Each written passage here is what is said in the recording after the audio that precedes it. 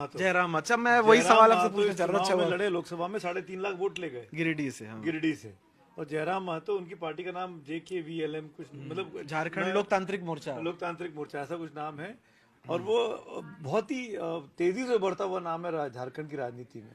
ये वो बहुत बड़ा वैक्यूम को भरने वाला नाम है। जैसे कि मैं, अगर हो सकता है कि मैं एक्स्ट्रापोलेट कर रहा हूं, लेकिन जैसे दिल्ली की राजनीति में आपने देखा था 10 साल पहले कि भाजपा कांग्रेस लड़ती थी और एक आम आदमी पार्टी निकल कर आ गई और वो उम्मीद की किरण लेकर आई।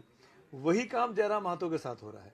ओबीसी नेता है, ओबीसी सबसे बड़ा वहां पर वोट बैंक है आज की तारीख में झारखंड में। और उस तबके से निकल कर आते हैं और अचानक से बहुत तेजी से लोकप्रिय हुए हैं। और मतलब जो चीज जो जगह को बीजेपी नहीं भर पाई, जो या तो अगर आप आदिवासियों के नेता अगर आप मान के चले कि शिबू सोरेन और उनका परिवार रहा, तो बीजेपी नॉन आदिवासियों की जो राजनीति करती थी, बीजेपी जिसको फिलअप कर सकती थी, वो नहीं कर पाई। अब मुझे नहीं पता कि जयराम महतो के पास पैसा कितना है, उनके पीछे पैसा लगाने वाले लोग हैं या नहीं है, मुझे नहीं पता। पर मैं जो अखबारों में और टीवी चैनल्स पे उनकी चर्चाएं देखता हूँ, डिजिटल पर उनकी चर्चाएं देखता हूँ, तो ऐसा लगता है यहाँ बैठ के कि वो एक पॉपुलर फेस के तौर पर, एक ऐसे फेस के तौर पर उनकी पार्टी निकल कर आई है जो लोगों की एस्पिरेशंस को, उम्मीदों को पूरा करने का सपना दिखा रही है कि जो काम ये लोग नहीं कर पाए वो काम हम करेंगे। अब वो कर पाएंगे नहीं कर पाएंगे, कितना जीतेंगे मुझे नहीं पता, पर मैंने सुना है कि वो 80-81 में से 65 से 70 सीटों पर उनकी पार्टी लड़ रही है। तो कहीं ना कहीं कोई ना कोई ताकत है जो उनको पुश कर रही है। अब वो किसको नुकसान पहुंचाएंगे मुझे ये देखना है, क्योंकि जैसे महाराष्ट्र में कल बात कर रहे थे ना वहीं जी कि 3 दिन में सरकार बनानी, तो यहाँ पे 3 दिन का लफड़ा नहीं है, यहाँ पे आपको 1 महीने का टाइम, पूरा टाइम। यहाँ पर 1 दिसंबर के आखिरी हफ्ते में जाके सरकार बननी है, तो यहाँ पे जल्दबाजी नहीं है। तो अगर वहां भी त्रिशंकु विधानसभा की स्थिति आती है मान लीजिए, और जयराम महतो एक इंपॉर्टेंट प्लेयर के तौर पर उभर आते हैं, तो इंडिया ब्लॉक कहिए या एनडीए ब्लॉक कहिए, वो जयराम महतो किस तरफ जाएंगे, क्योंकि दोनों का विरोध करके आ रहे हैं। और ऐसा ना हो कि उनकी बैसाखी के बगैर सरकार ना बने। तो ये जयराम महतो जो फैक्टर है, मुझे लगता है कि वो दूसरे मधु कोड़ाला साबित हो जाए इस बार के चुनावों में। नहीं, बिल्कुल सही बात है कि क्योंकि ये कहा जा रहा था कि हार के भी जीत गए जयराम महतो, तमाम अखबारों ने इस तरह से इसको रिपोर्ट किया था। 3.5 लाख के करीब वोट आया और लोगों के लिए बड़ा आश्चर्यजनक था। मतलब आप जो चर्चा कर रहे हैं, मुझे लगता है बहुत सारे लोग नहीं जानते हो कि झारखंड में जयराम महतो कौन है, जिसकी चर्चा हो रही है। और अखिलेश सर, ये माना जा रहा है कि वो आदमी बड़ा फैक्टर होने वाला है, क्योंकि देखिए महतो पार्टी, एक आजसू सुदेश महतो एक बड़ा फेस है, जयराम महतो एक नए नेता हैं और वो युवा नेता हैं। वो बात करते हैं कि झारखंड में लोगों को रोजगार नहीं है, जो लोकल इश्यूज है उसको ज्यादा बड़े तरीके से उठा रहे हैं, पलायन का मुद्दा उठा रहे हैं। उसको लेकर के एक युवा का जो युवा नेता के प्रति जो अट्रैक्शन होता है वो उनको मिल रहा है और वो वोट से भी साबित हुआ है। तो इस तरह की जो राजनीति है, आप झारखंड जैसे राज्य में जहां पे रीजनल पार्टियों के लिए भी स्पेस रहा है, नेशनल बीजेपी भी वहां पे शासन में रही है और जेएमएम भी रहा है, उसमें नई पार्टी के लिए कितनी जगह, खासकर ओबीसी वोट बैंक एक तो बड़ा वोट बैंक है, अगर वो डेंट लगाएंगे। महतो है, वैसे कांग्रेस ने भी अपना अध्यक्ष एक कुछ दिनों पहले महतो को ही अध्यक्ष बनाया हुआ, तो सबकी नजर है कहीं ना कहीं।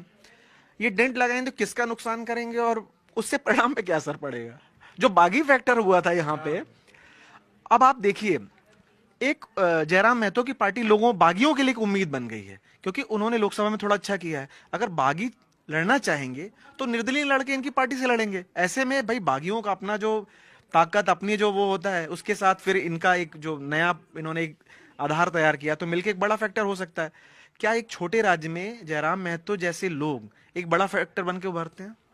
बन सकते हो। जहाँ छोटे राज्य होते हैं, छोटी कॉन्स्टिट्यूंसी होती है, वहां पर कुछ भी वोट इधर उधर हो जाए तो आप एक बड़ा फैक्टर बन जाते हैं। लेकिन आप ये मत भूलिए कि हम इन्हीं सोफों पर बैठकर कुछ दिनों पहले चर्चा कर रहे थे इंजीनियर राशिद के बारे में। हाँ। इंजीनियर राशिद किंग मेकर होंगे, ये होंगे वो होंगे, लेकिन जब चुनाव परिणाम आया तो कुछ नहीं हुआ। अपने यहाँ कहते हैं ना कि बंद मुट्ठी लाख की, खुली तो खाक की।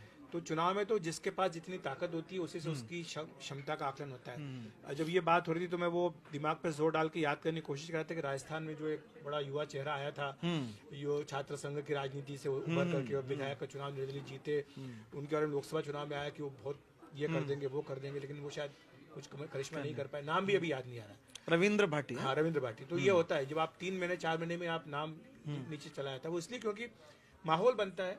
क्योंकि जब किसी की क्षमता के बारे में आप अंदाजा नहीं लगा सकते तब इस तरह की बातें होती हैं। लेकिन वही होता है कि परिणाम के बाद ही तय होता है कि क्या, लेकिन किसी को भी डिसमिस नहीं कर सकते आप। लोकतंत्र है, सबको आजादी अपना वर्चस्व स्थापित करने के लिए। जब अरविंद केजरीवाल आए थे, जब उन्होंने पॉलिटिकल प्लान दिया, तो किसने सोचा था कि वो इस तरह स्वीप करेंगे दिल्ली सही को। बात। तो इसलिए किसी को डिसमिस आप नहीं कर सकते, लेकिन हाँ जो कास्ट फैक्टर है वो उसमें कितना असर डालेंगे ये देखने की बात होगी, क्योंकि वो एक बड़ा ओबीसी चेहरा बनकर के उभर रहे हैं। और जो राजनीति सुदेश महतो की होती है तकरीबन उसी तरह की राजनीति वो भी कर रहे हैं जयराम महतो।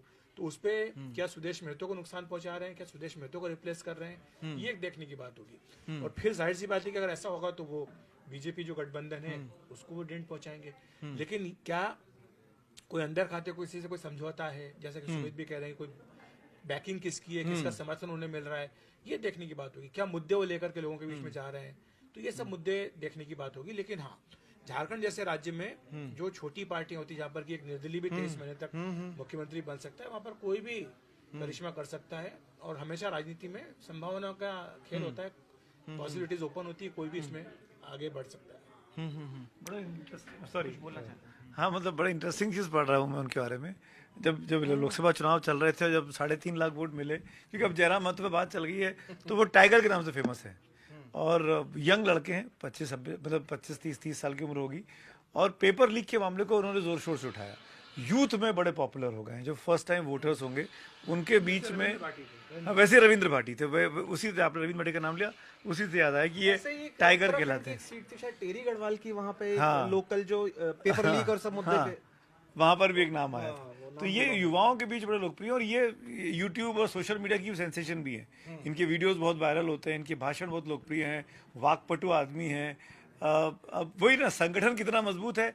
अपनी लोकप्रियता तो ठीक है, अपना चुनाव तक तो ठीक है कि 3.5 लाख वोट लिया है, लेकिन 81 में से 70 सीटों पे लड़ना, तो लड़ने का खर्चा, प्लानिंग कौन करेगा, कहाँ कहाँ कैंपेन खुद कर पाएंगे, कितनी।